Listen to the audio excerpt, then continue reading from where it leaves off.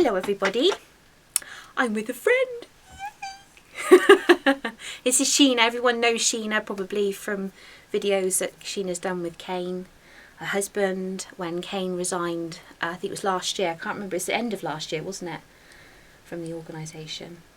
And he, I can't remember. Yeah, and he taped his judicial, which was rather interesting, because then he showed, I think he wrote it on the back of the United Nations, evidence that they were part of the United Nations. And for ages now, Sheena and I have been wanting to do a video. It's just finding the time. We're very busy people. We have very busy lives. And so we thought, right, got an opportunity. We've got guests. We're going to have a nice roast dinner today. Lovely. So we thought, while we've got a few minutes, why don't we do the video? So we are. So hello. Now, Sheena is actually still known as one of Jehovah's Witnesses, although you haven't actually been active. Shame. Hand your resignation in. No pressure. Do it now. Yes. Although she's not active, you're not active. No. You haven't been active for ages now. My last meeting was a year ago, January. Well, there you go. Happy anniversary. And it's funny because next week will be a year to the day that you came and knocking on our door for the first time. And I just remember Sheena turning up on our door because although we've known each other for, is it 19 years now? Yeah. 19, maybe even 20. We didn't really know each other. No. Yeah. So it's funny, isn't it, how you can know people as a JW, but actually to know them is a very different thing. And I think that's the situation with Sheena and I, that we knew each other, but we didn't really know each other. We do now, because we've been talking. And oh my goodness, the things that come out that you do not realise of people stirring behind people's backs, which we were going to go into lots of details. So get prepared. And yes, I remember the first time you knocked on our door, knock. Kane had come a few times before Sheena came. And I remember Kane saying, oh, Sheena will be cross when she finds out I've been here. And it wasn't for the fact that because he's come to see apostates. It was because he'd come without her. So it was it was a bit of a, how dare you go and see them without me coming as well, which I was quite pleased about. I think he wanted to test the water. Yeah. See what the reception would be. Yeah, because you know what it's like when you leave and you hear of people leaving. You don't know whether they're going to be the same type of people you've always known or whether they're going to be complete. I mean, the label that's given to people that leave, apostates, is one of evil, that they've gone. And you heard a lot of stories about Mark and I, didn't you? About how aggressive and... We're aggressive. Yeah. Hecklers. We're hecklers. You hecklers. Ah, it's interesting. Yeah. Now, what's interesting was when Sheena was telling us this, I said, I don't remember ever being aggressive and I don't ever remember heckling. And when Sheena described the way that apparently we'd been described, I said we weren't like that at all. In fact, I showed her evidence on videos of what we actually did. And it was the complete opposite to what you'd been told as to what we were actually doing. And she said, but you see, because you're not told to go and watch people's videos, you're told to keep away, don't even look at them, don't even watch anything they do or listen to anything that they say.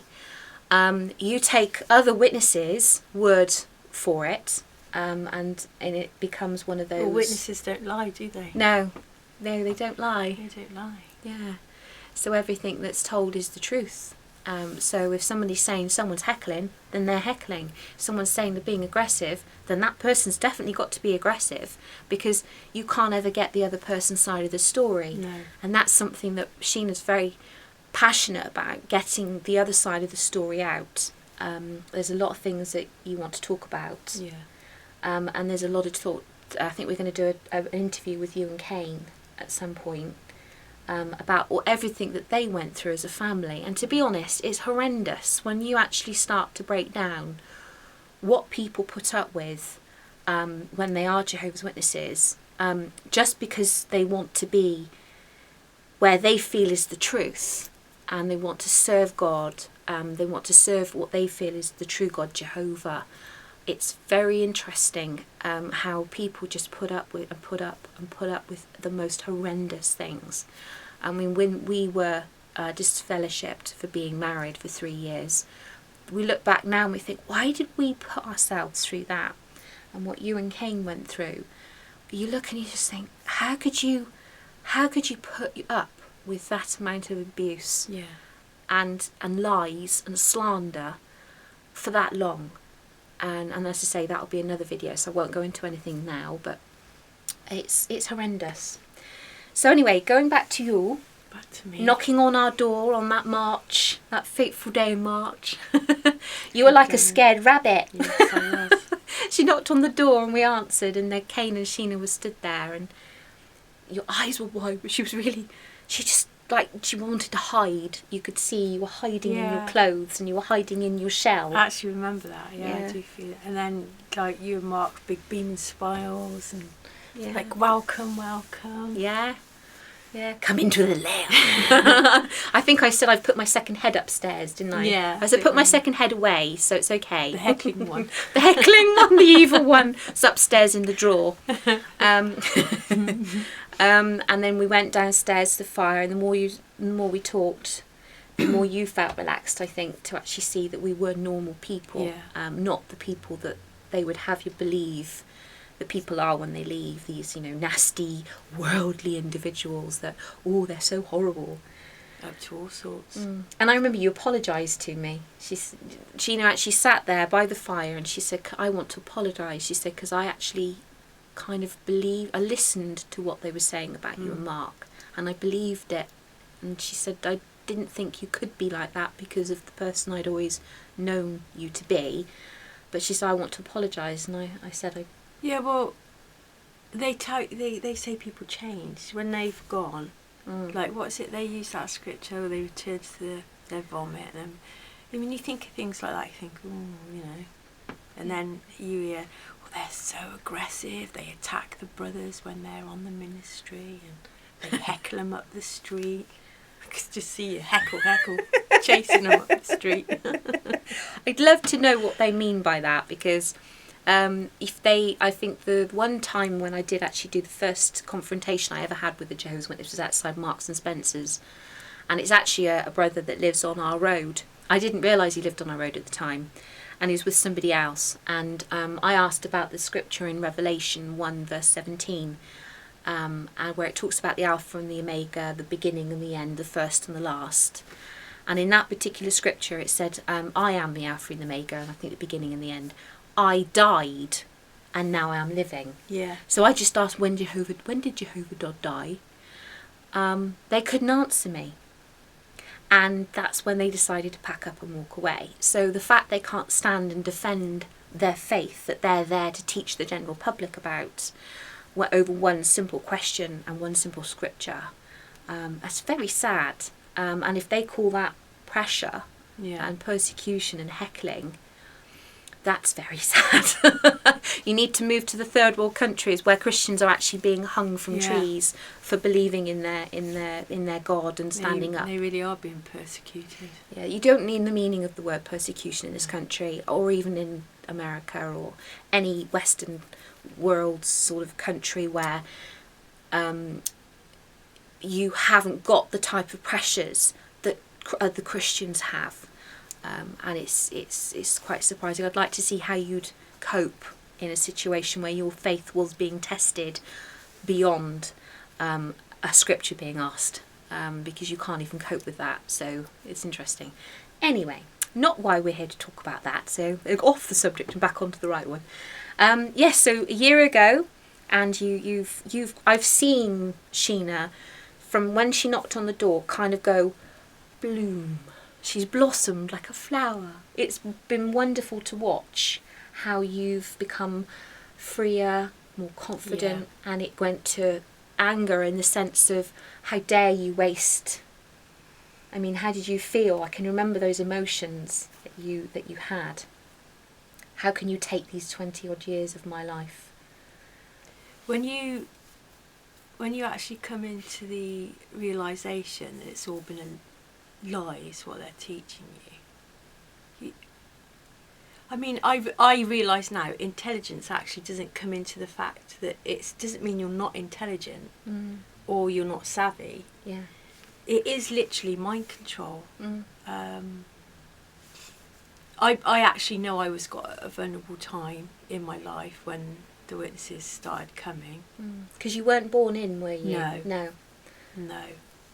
I was just going through divorce when I started studying. I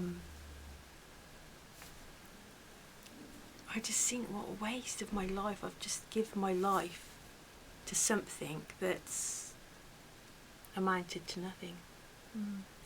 But I mean, as we were talking about this, weren't we, about how when you look back at your life and you feel so many years have been wasted believing in something to be totally convinced it was the truth and Armageddon was going to come and that you're trying to save people, as many people as possible, to come to the truth and be saved along with you, that when you suddenly realise that that's not what's happened. What's happened is you've given the best years of your life, you could say, to a cult. Lots of emotions happen, lots of feelings. I mean, you've got 2 beautiful children from the marriage with Cain, because you met Cain once you'd become a witness. Witnesses, yeah. So that position where you met Cain and then had 2 children, and now your children are teenagers. Yeah. You've now got an opportunity, though, to give them a life outside of that organisation. But I know how you feel. It's horrible to think of all the years you've lost that you can't get back. But you've done so much recently, haven't you, with your time? Cain and I have really Cain and I have spent so much quality time together. Cain always was, well, of course, there's always, you've got to find time for ministry, study, meetings. We were, like, I would say, like, fully in it. We weren't wishy-washy. We never... And then, like, when you got kids that are little, you're busy with that. What spare time we had, it was entertaining the kids. So I don't think Cain and I really ever spent what I call quality time together, and we're out on our bikes all the time now. We're just loving it. Yeah, you kind of found your relationship as a couple. And that's wonderful, because we've kind of been on that journey watching how not only you as a family have developed, but you as a couple, as you say, you found each other. Yeah. And they're finding things out about each other that you were saying that you never really saw before. So it's kind of like a rejuvenation of you as individuals, and therefore you as a couple. And it's been lovely to watch. Yeah. Well, look, who you are before you come into that organisation, you kind of leave it at the door, don't you? And you take on that new identity that they talk about. But it's veneer, isn't it? Yeah. It's not the true you. No. I think you're right when you say about you take on the new personality they give you. Yeah. Because that personality isn't you. And therefore you have to take it on in order to fit in to that box and conform to an identity that you probably never would have had. And okay, they profess to be these kind, very giving, very generous, the only loving organisation out there, and that you know that you have to be humble, and you if somebody wrongs you, you have to forgive them, and you have to be honest, and you have to do all of these things as an outward appearance. But actually, the majority of people that actually do that are very far and few between. Because a lot of them, it's not in their natural nature to do so. So they're kind of going against who they would be naturally. We know several situations, which we're going to go on to, of sisters who this actual identifying mark actually fits perfectly. Because if you look at their true core nature, they are evil people. Yeah. They are not nice people. And with that little veneer of I am wonderful, I am so kind, I'm so loving, you want to be me, everyone should be me, I'm so humble and meek and mild with a sweet little voice, actually isn't them. It's a cover for who they truly are. And I think what it is there's so much pressure. I mean, I don't think I wasn't a bad person. I believed in God, obviously, before I became a JW, and I don't think I was, I understood kindness and love and what it was to do things, even though I was, relatively a young adult. But you come into that organisation, and the pressure isn't about learning to be a nice person. No. It's actually the pressure of just worrying about fitting in. Yeah. But it's not a natural... If it was all about natural kindness, it would be an easy organisation to be in. But it's not. It's all about the pressure of, are you doing enough ministry? Are you doing enough meetings to fit in to a certain criteria and group of people? Because if you're not seen, and I say seen to be doing those things, because it's not, I learnt to my detriment, it's actually the people that you think you want to fit in with, they aren't actually really doing it, they're just pretending, and you're working your butt off to try and do what you think they're already doing, and then the realisation is shocking. Yeah. And that's the thing, it's that conforming, and it's trying to mould you into what you think other people are doing, when actually, as soon as they're not doing it. No. So you're exhausting yourself trying to achieve something that's unachievable. And the criminal thing about all of that is that really, when you look at what a Christian is and what they profess to be, it's not about works. No. And there's a scripture that says, so no man may boast, because it's talking, what that means is it should be a light, very easy thing to follow, a Christian way of life.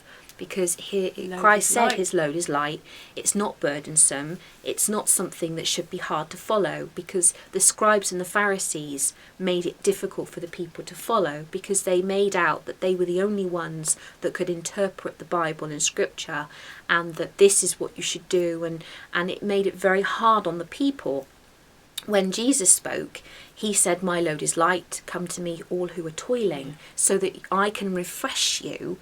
And that's not what the witnesses do. You do not get refreshed. You do not get encouraged and built up to the point where you feel your load is light. It's the difference. It's the pressure. It's like you say, the routine of the meetings, the routine of the ministry, the study, the this, that, the other. Constant, you're not doing enough. Because it's never a free gift of grace that you've been given. It's the undeserved kindness. You don't deserve this, but so you're going to have to earn it now. You're going to have to work your socks off. Actually, you don't. And it's been given to all of us, regardless of whether you want it or not, that gift, that wonderful, wonderful gift of grace. And they miss the point entirely. And along with that, as I was saying, we've been talking, there are particular sisters who use that to great advantage. And there's one particular lady who we've both been discussing. Just random conversation led on to this. Don't know how it got there, but there you go. Very interesting stuff, you see. We should talk more about Queen Bee. Yes, Mrs. B, you know who you are. And we've been talking very greatly, into great detail, about things that have happened over the past. And as I say, we've known each other for nearly 20 years. And the first time we knew about each other was one of these conversations that sparked this off. And it was when you'd met Cain and I'd met my first husband, Alan. And you, through great difficulties, decided you were going to get married, didn't you? And not many people wanted them to get together because they, including this Queen Bee, had ideas for Cain, for somebody else. And didn't like the fact that Sheena, that you were going to be you were getting closer to him to the point. Yeah, no, she didn't like it because she'd had her eye on for a friend, so she could then have Manipulate Cain him. as the friend, married to the friend to manipulate. Cain's mum actually was already, well, she's not a witness, by the way, never has been, but she already had her concerns about Queen Bee. Yeah.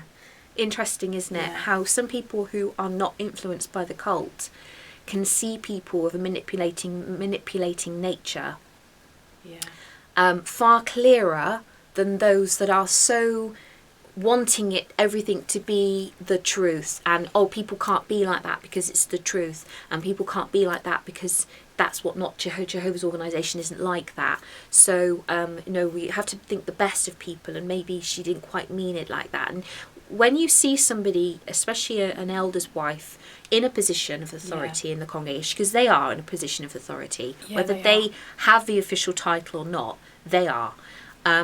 And when you see someone like that, you want to be their friend. You want to be liked by them and approved by them, because that way you know what you're doing and all these efforts is a good thing.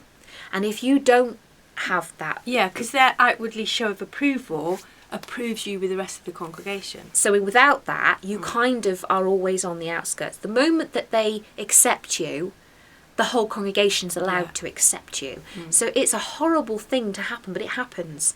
And I've seen it loads of times. And you've seen it loads of times. And I was coming in to that congregation because I wasn't part of that congregation. And trying to also then fit in to the point where you were attractive and attracted to, and Cain was attracted to you, potentially ruining what they had already set in motion for who's going to marry who and why.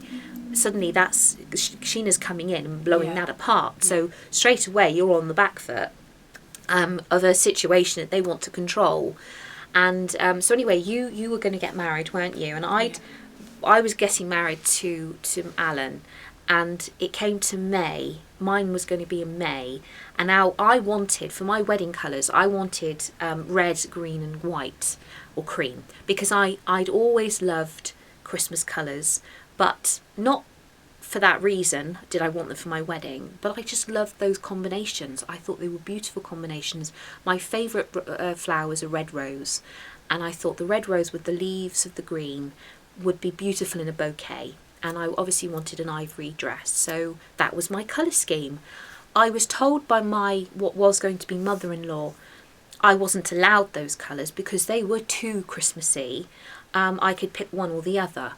So I had a choice between the red and cream or green and cream, and I thought I'll go for green and cream because I don't really like the red and the cream. It's too harsh without something else to soften it.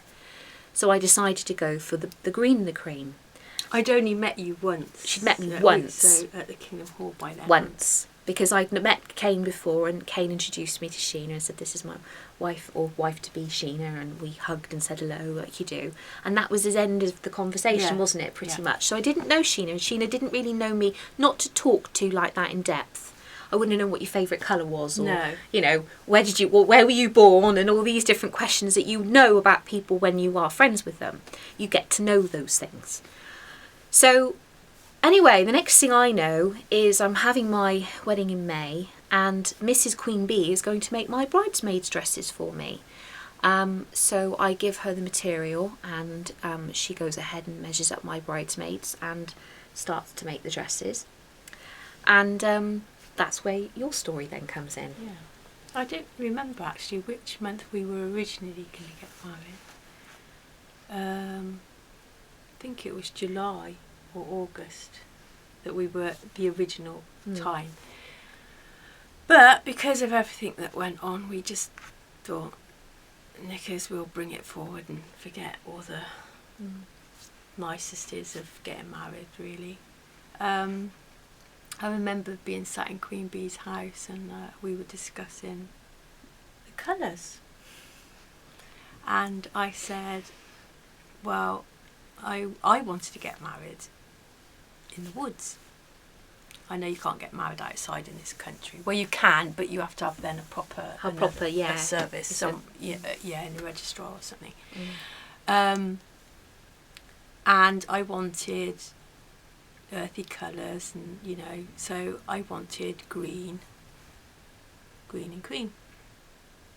And she was like, "Oh, there's a sister getting married in May that's having those colours." She said, "Must be a popular colour this year, in season colours." That's what she called it. I said, "Oh, I don't know if they're in season. Just like them." That's just the colours I chose, That was that. Never said anymore. Next thing, I get a call and she says, "Oh, I just wondered, can you pop round?" So, yeah, sure, okay. So go on, and she's like, "Well, I don't quite know how to say this, but you can't really have green for your wedding." And it was like, for what reason? "Well, I told you there was the sister getting married in May, and well, I've talked to her, and she's really not happy that you're having the same colour." And she went into all this pressure, putting the pressure on. Cora's been in floods of tears. How can this sister do this to me? She hasn't been in this congregation for 2 minutes, and she's already like ruining my wedding. Oh, it was just awful. Just awful. Really, Queen Bee? Did I? Did I say that? Did I go in floods of tears about a colour? I do remember that. Wow. Interesting that. You didn't end up having those colours, did you? I ended up getting married in black. Thank you for that, Queen Bee, because I'm telling you now, that's been put right now. Not once did I ever have any problem with anyone having the same colour as me. What? I don't even know your number. I didn't even know your number. Not me. No, Chrissy. I didn't even know her number. Queen Bee. I didn't even know her number. So I the only reason that I knew, my mum was handling all the dress with you. I didn't have any contact with you with regards to that, and I certainly would never have been in floods of tears about someone having the same colour. I'd have found it a compliment. Oh, she's having the same colour. Oh, lovely. That would have been as far as my thoughts would have gone. The pressure was horrendous. My goodness me. So the pressure that you decided that you were going to put on someone else's influence in somebody else's wedding, which you did to the point where not only did you not have the colour you wanted, you didn't even want forest green, you wanted a moss green, you said. Moss green. A green colour. Moss green, and then actually I wasn't cream, I wanted an apple white. Beautiful. Just like a hint of a tint. Beautiful. Green, yeah. So you influenced two things there. Sheena's view of me. Yeah. Which was completely not me. I am not that type of person at all. I used to wear the same dress as my mum, for goodness sake. She'd make 2 dresses and we'd wear them both the same. If I was going to be concerned about anyone having the same colour, I think I'd have had a problem from the off-go. My mum used to make matching Laura Ashley dresses for us both that we both wore to the Kingdom Hall. I've never been one of them people to worry about fashion. I'm wearing a sloggy jumper right now. Fashion... I've never gone along with anything. If I like something, I like something. Whether it's in vogue or not is nothing to do with it. And if you had decided to have green, even if you got married on the same day as me, in the same Kingdom Hall as me, and we both stood next to each other, I'd have actually thought that was lovely. Yeah. That's not me. So I've put that right now. Well, it wasn't very Christian of you anyway. Not very Christian of me at all. How dare I? But not very Christian of you, Mrs. Queen Bee, to talk about people like that and influence situations that you feel you can stick your sticky beak into. Well, that got us onto other conversations about different stories that we've had and situations when you look back over your life as a JW sister, how people of your nature have influenced and manipulated situations because you can. Yeah, it's a power trip. It's a power trip. The same reason why your husband and other elders decide to stay elders, to get your children out of trouble, which we could go into many stories about that as well, but this isn't the time. We might do a few more, We might not. We'll see how we feel. They might heckle you. We might heckle you from a distance. But this particular one, there's another story that you told me, and I just couldn't. This kind of gave me a complete nutter. That's exactly what happens in congregations where there's one or two popular sisters, and if there's one that's particularly up there that everyone wants to be around, but actually when the truth comes out, they don't really want to be in that situation. And that was the one where you went on a spa weekend. Oh. Go ahead and tell. It's juicy. Juicy. Oh. Well, we'd been to this spa before. Four sisters there was Queen Bee and two other sisters and me. I was never invited. And is that because of the colours? Well, it was to do with the colours. Whatever. Anyway, we decided that we was going to go on this spa weekend again, and she'd obviously shared a bedroom with one of the sisters. I'd shared a bedroom with the other sister because it was twin rooms.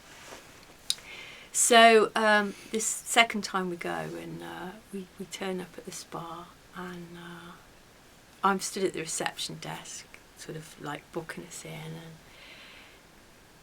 Queen Bee decides to choose who gets to share the room with her. And the three sisters, so there's Queen Bee and the other two sisters, stood sort of in front of me, and she goes, I think I'm going to choose to share my room, Sheena. And my heart dropped to my boots. And she's like, the other sisters are like, yeah! Fury! We got away with it. Oh my gosh. What a time that was. She's just thinking that, one of these sisters, the lucky one, is going to be in the same room. She was the lucky one, and yeah, the other sisters are going, oh, what a shame, oh, but you're so lucky. And she's going, yeah. It reminded me of the popular cheerleader. Yeah, that's exactly what it is. In one of those American films, you know. It's peer pressure. Yeah. If you look exactly at that situation of a cheerleading thing where you have a group of very popular girls, perfect hair, perfect makeup, perfect figure, perfect clothes, perfect everything, and you've got the other girls that can never quite meet that standard. Not that Queen Bee has any of those. In fact, she's more like Skeletor. But yes, poor girl needs a good meal. But it's a case of people.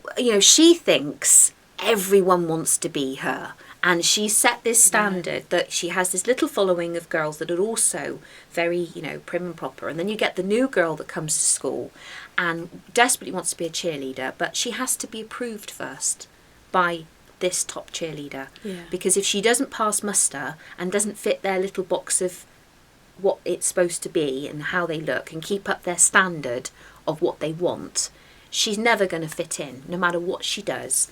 No matter how intelligent she is or how good she is, she's never going to fit. And that's what happens within congregations. You get one or two people who rule it. And all the sisters try desperately to keep up to this standard. And they're never going to do it because the standard they've set is unachievable. Because it's just, they're not even doing it themselves, these sisters that profess to be. But they come over to be all lovely, and they come over to be all... And that's why you can't achieve it. Yeah. Because actually, because your heart is of a good nature. Yeah. You cannot be that devious. That's why you will never match up to those. What happened with your cream issue on that spa week? Wow. That was the whole reason of her choosing me for her bed share. That is so obvious to me. As soon as we got up in the room, anybody who's a witness will know that there's fads that go around that these sisters promote, and it's like, you've got to be doing it. So yeah, you kind of used to fall into that trap. And we were all using this progesterone. I can't even say it. Pedestrian. No, prestige cream, is it? Or something? I don't know the name of it, so I Progesterone never cream. followed fads. Anyway, it's a hormone cream. Let's just say it was hormone cream. Hormone cream. Hormone cream. Yeah. So we Facial were, cream, is it? No, you could. It was a way of. It was a hormone cream, so you can put it anywhere on your body. Okay. And it wasn't particularly cheap, but I thought, I didn't have particularly good hormones, so I thought I'd give it a go. They talked me into giving it a go. So as soon as we got into the room, Christina says to me, "Have you got your cream?" And I said, "Yeah." She said, she goes, "Can you smell it? Can I smell it?" She said, "because I'm not sure if mine smells right or not." So she let me smell hers, and it was so pungent. Ugh. I said, "Christine, that's off." That's all right. Carry on. Queen Bee, that's off. Yeah. And do you know what?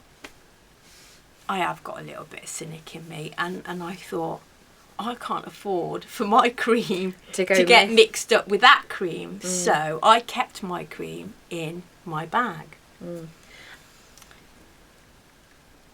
didn't you put the foil? You kept the foil. Oh yeah, didn't you? because it was organic as well. On my creams, even my toothpaste, I don't take the foil completely off. I always leave it, so when you put the lid on it, She's very good. She keeps it because you seals look it. after your stuff. Yeah. Yeah. And so mine had still had the foil top on. And anyway, the next morning we were only there for one night, but we've got the rest of the day there. We've just got to be left the room by lunchtime. So next morning we're all going to go down to the pool and do some, nice bits of enjoying ourselves apparently. And there's a knock on the door, and it's the other sister. She said, "Oh, you ready to go down?" And I said, "Well, yeah, I'm just waiting for Queen Bee." And she goes, "Oh, it's okay, you can go on down if you like." So I said, "Oh, okay." And she said to me, "Oh, where's your cream?" And I said, "Oh, it's in my bag." Didn't think anything of that. It's in my bag. So off I went down to the pool with the other sisters. Anyway, she was ages coming in. She finally turns up anyway. And the day goes on. There were other things that had happened in that day, because she's also getting in the poo like this. Look at me. Yeah. I'm surprised she didn't. Putting my lipstick on to go in the swimming pool. I'm surprised she didn't have 4 blokes carrying on a Yeah, chariot. I know. On her shoulder. Seriously. Yeah, I know. I know she is. She was putting makeup on to go into the pool, and it was just such a big display of, look how beautiful I am, how thin I am.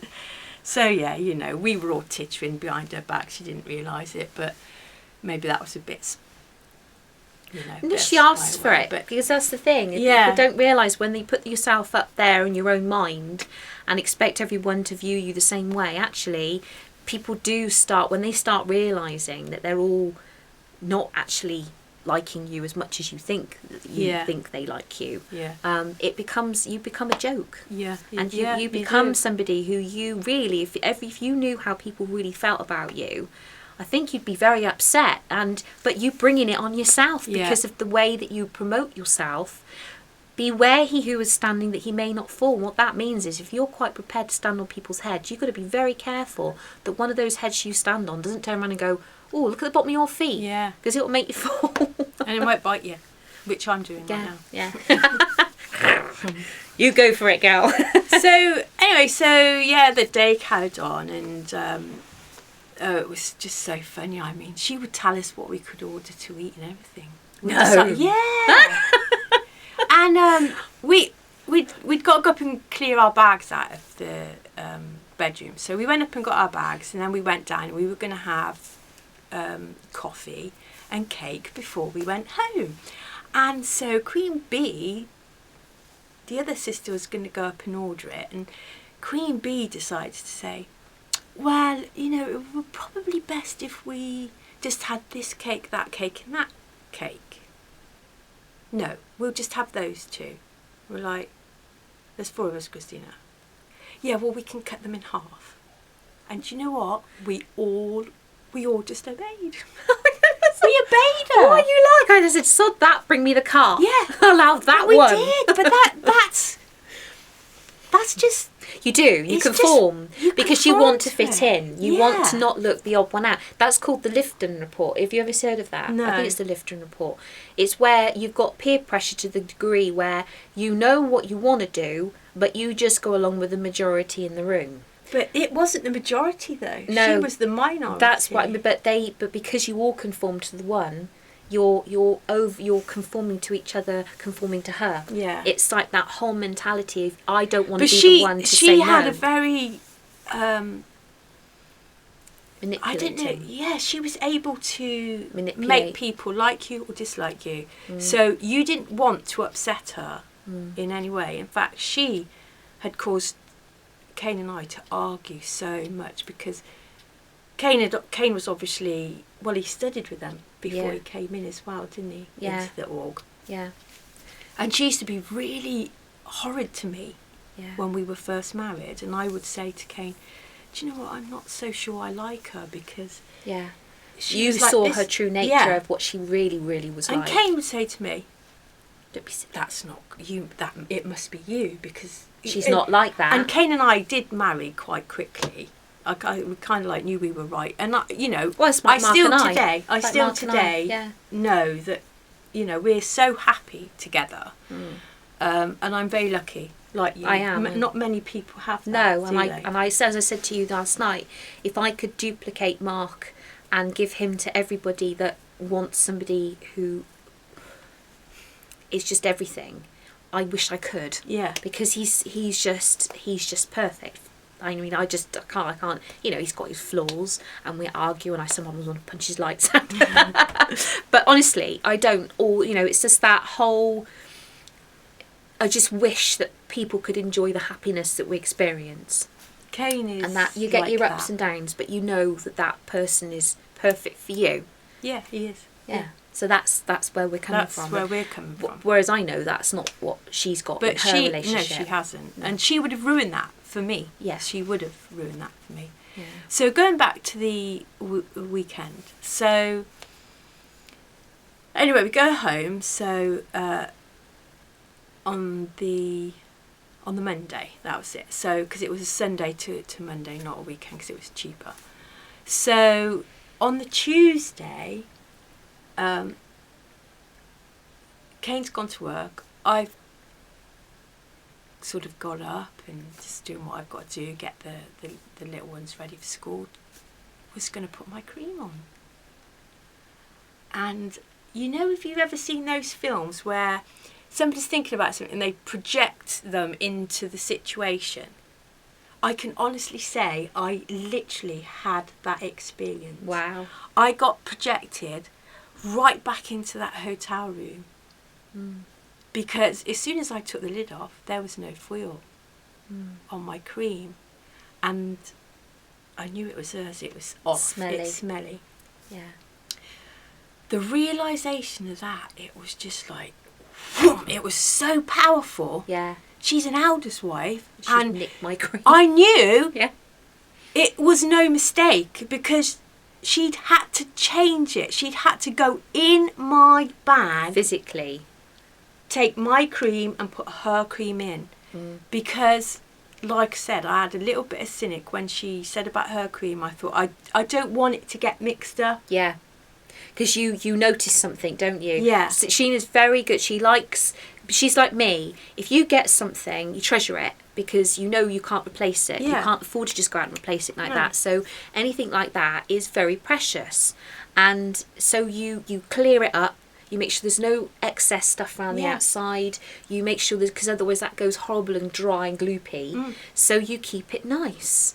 And that's your you like it just so. So when something isn't yours, because you take a detailed interest in it, you know it's not yours. Honestly, I can honestly tell you, I'm not exaggerating, that it's exactly like that, because it was expensive cream anyway, and organic, and I knew it could go off very quickly, so any air that gets into it, it's got to be minimal, Yeah. blah, blah, blah. Like a good wine. And you keep it in the You've got fridge. it oxidises. Yeah. But, do you know, I was hysterical. I didn't know what to do, because I thought, this can't, how can this be? Yeah. You kind of, it takes a while to sink in, doesn't it? I rang Kane at work, and he couldn't make head nor tail of me, because I was just in floods of tears. Oh. I was in floods of tears because she'd actually stolen it. Actually stolen it. Not made a mistake, she'd stolen it. And anyway, so because I was in such a state, Kane came home, and he's like, what is this all about? What? I said, Kane, she stole my cream. There's no mistake. And he said, look, you must let go through it. Let's just go through it. And I told him exactly how it happened. And he was like, she stole your cream. He said, but there's nothing you can do, because you've got no proof. Absolutely no proof at all. So I prayed about it.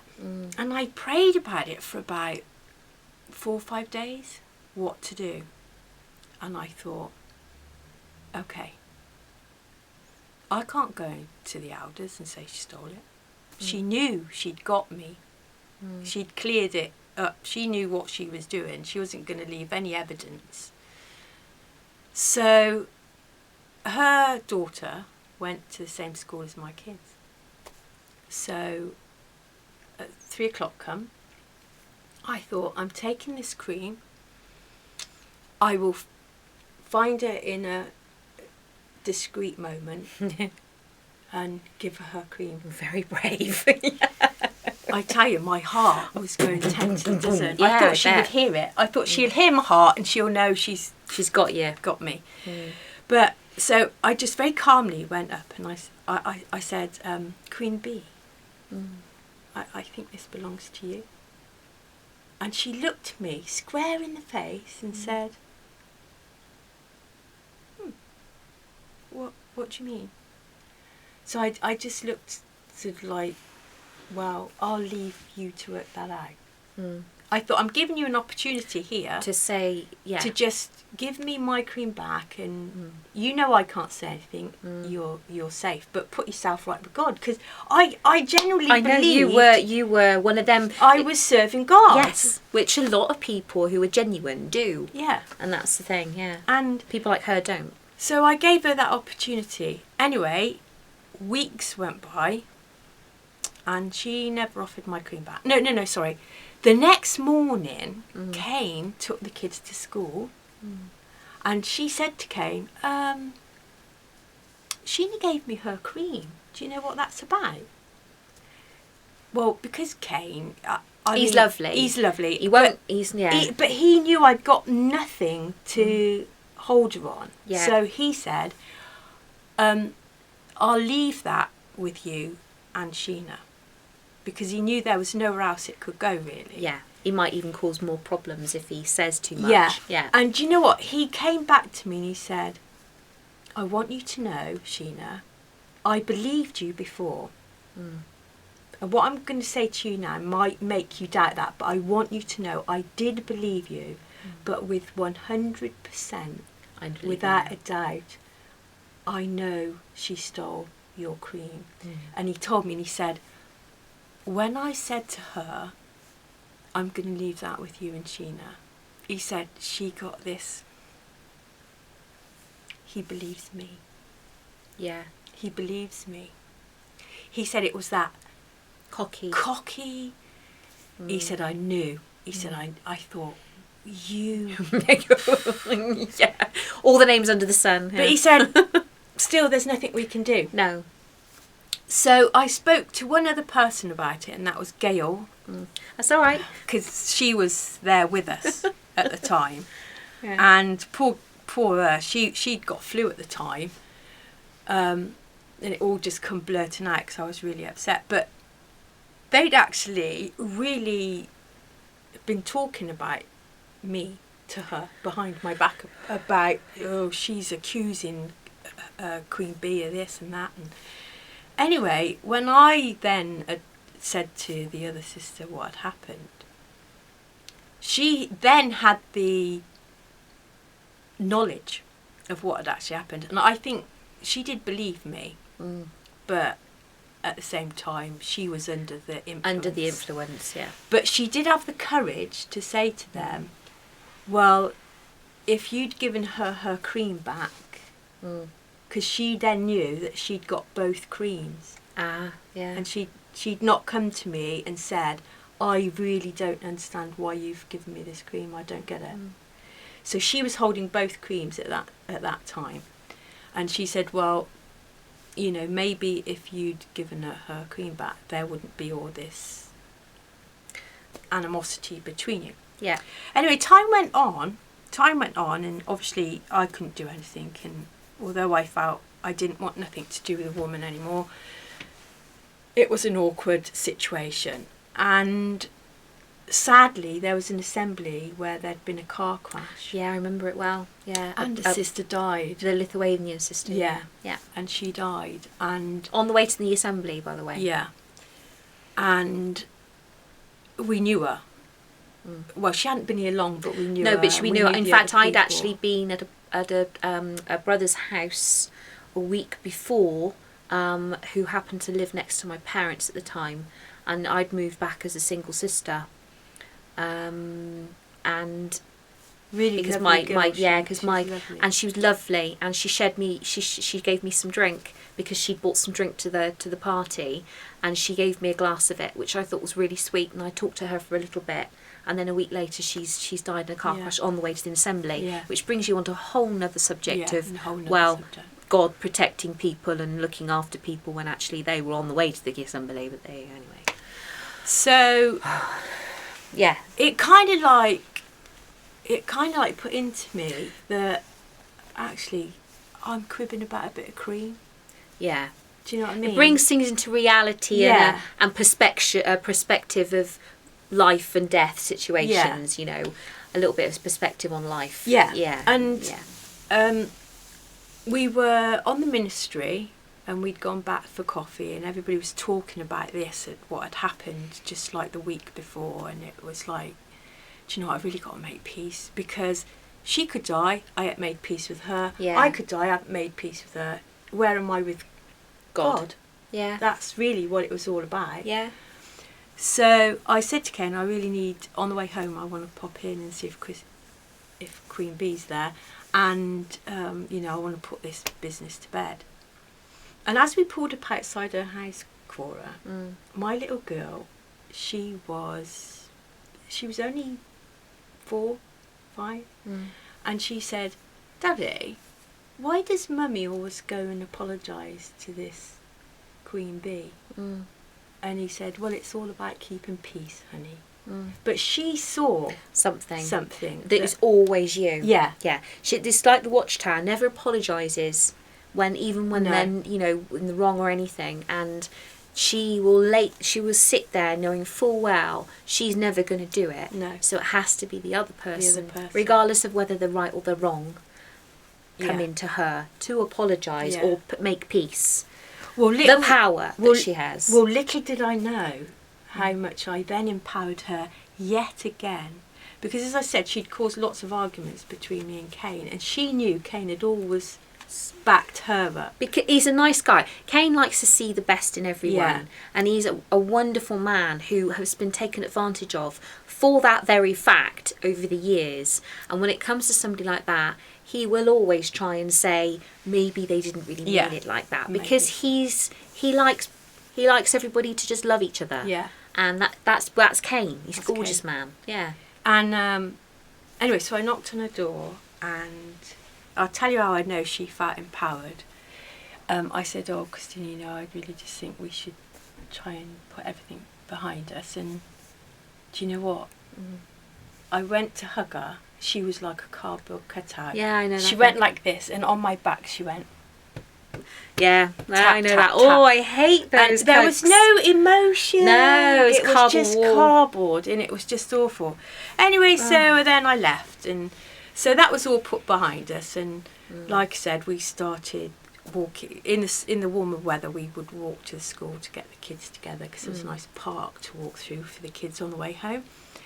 And Anyway, as we were going, she'd come to my house because it was on the way, and we were leaving, and I was going out of my door before her, and she said to me, "Do you still use that cream?"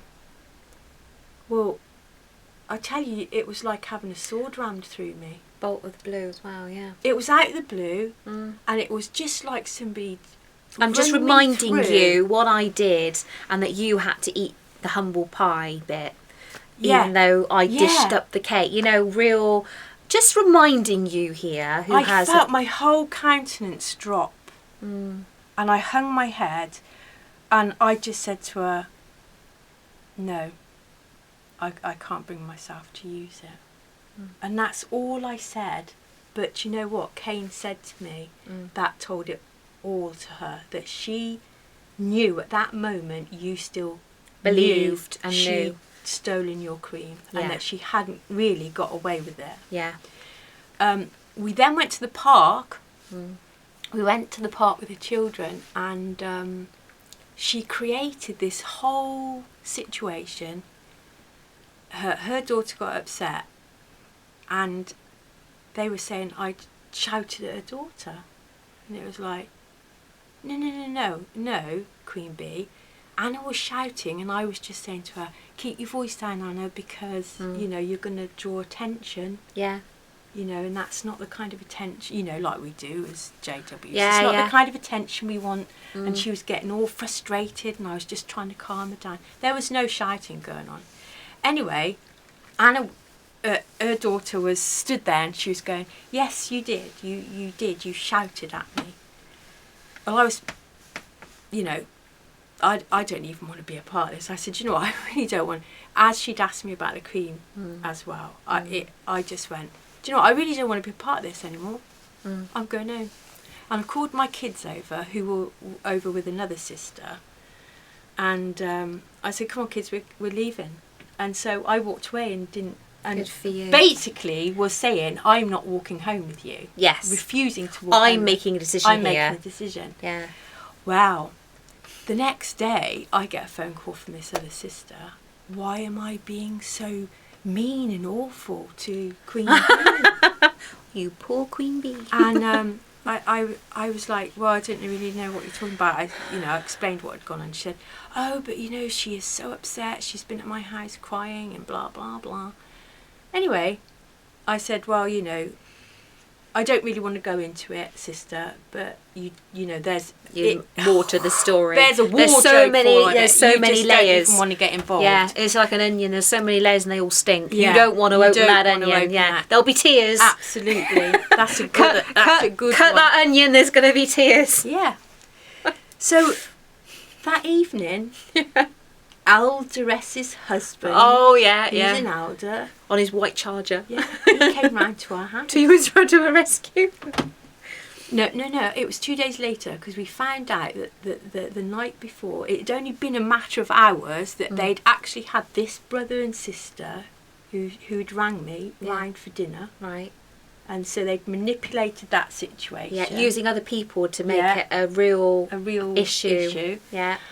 Putting the light on you, you bad woman. Yes, such a bad person. And anyway, he came round and wanted to talk to me and Kane. So we were sat on our settee, and he's talking to us, and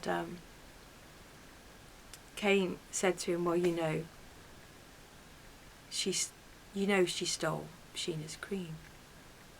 And he said, "Kane, how can you sit there and say that?" He said, "Well, because I know my wife." He said, "And I know she wouldn't.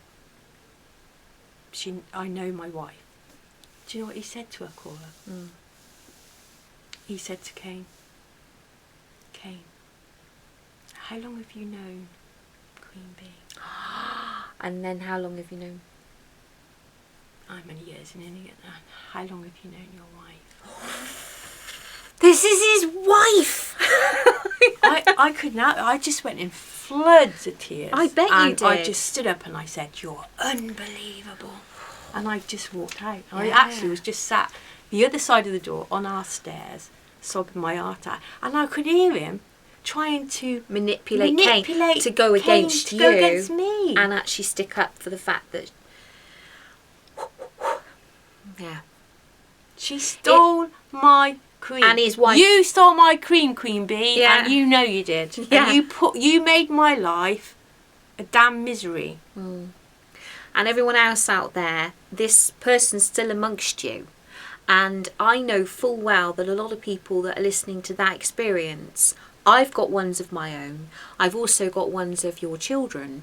And I'm telling you now, what your family is nothing but a whitewashed grave. Yeah. You profess to be this and if people really knew the things that your husband, Mr. B, you've covered up, I think they'd be shocked. Actually, a lot of people know all the stuff that you've covered up over the years, but you will continue to do so because you want that power that you have, that you've manipulated, and this little world, this fake world you've made for yourselves, and the bubble that you live in, it will eventually pop. And the more and more people that wake up to the type of people you are, the people that are associating with you and profess to think that you're wonderful, actually behind your back don't. So if you like to live in that fake world that you're living in, you carry on. But the thing is, when people start talking and stories start being related, you suddenly realise that you're not the only person that has seen who you truly are. There are many people that see it. And I feel very sorry for you because you're never going to escape that, because you've made a world for yourself that you can't ever walk away from, because you like the position that you've got. Yeah. You like the people giving you a false adulation because it's not genuine. No. The reason why, as well, I want this story to be out is because as JWs, you put up with stuff. And I never, because I'd got no proof, I couldn't prove that she'd stolen my cream. And you're not allowed to gossip. You're not allowed to gossip. I kept my mouth shut. And do you know what? She went round with her little whisper voice. And I heard, like, years later, why people were beginning to be a little bit funny with me, was because she was going around saying, can you believe she told people, she said that I stole from her. But the best of it was, I did get a little bit of justice, payback, glory. I think was when after that her husband came round. I followed her to school one day in the car. I saw her car go past my road and I pulled out. Stalker.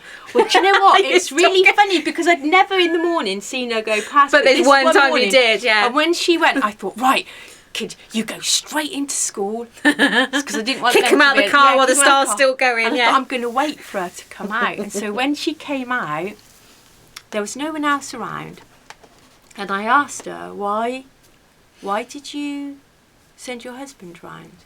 Why did you tell the other sister that I've been causing trouble? And anyway, she went on and on. She goes, well, you tell me your account of the situation. Well, I said, well, my account is the truth. I said, and the reason I think why you're so mad with me is because of the cream that you stole from me. And her face. And the thing is, she's tall and I'm small. And I was stood on the road, she was stood on the path. Which so makes her even taller. Oh my goodness. I was looking up at her like this. And I was so calm. I couldn't believe how calm I was. I was nervous, but I was really, really calm. And I said, so if you really want my true account of the situation, I looked up and I said, you're a liar, a thief, and a fraud. Good for you. And it came out so calmly. The demon was released. Was it? The demon was released. She went into this, how dare you? Jehovah knows. Jehovah knows. No, sorry, that's what she said to me before. Yeah. And that's when I said to her, yes. When I told her, I said, thief, you're a liar and a fraud. She stole my cream. She said, that's when the demon was released. And she was like, Jehovah knows, Jehovah knows. And I said, I just very calmly looked up and I was saying, yes, Jehovah does know. And he knows you're a liar, a thief and a fraud. Fantastic. And she was just so mad. So because mad. you'd shown her for what she truly Yeah. was. And I think that that's the thing. No, not many people are Tell you empowered. what, she didn't speak with a whisper that time. No, I bet she has got a very whispery voice that makes her look like she's very meek and mild, and wouldn't say boo to a goose, but that's all very fake. It is. In general life, and when you usually find people are like that, they're hiding something else. I mean, some people have got a very sweet, very calm voice, but this is sickly sweet.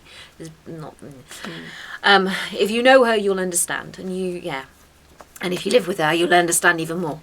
And that's the problem when people try to come across as this. I'm this perfection. When someone actually points out, actually, I'm not going to take it anymore, and you are actually a nasty person.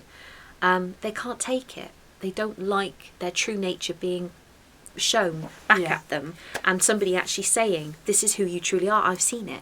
But she'd still got power with other people, and made my life a misery. Yeah. She would literally, if I was talking to somebody, she would literally come between us with her back to me and start talking to the other person. Yeah.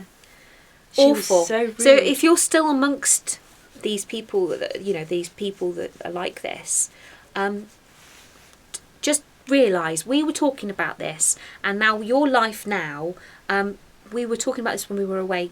You came away for one night when we were in Cornwall, and we had a discussion about something, and we talked about credit card, and I heard something a long time ago, and it was like your life.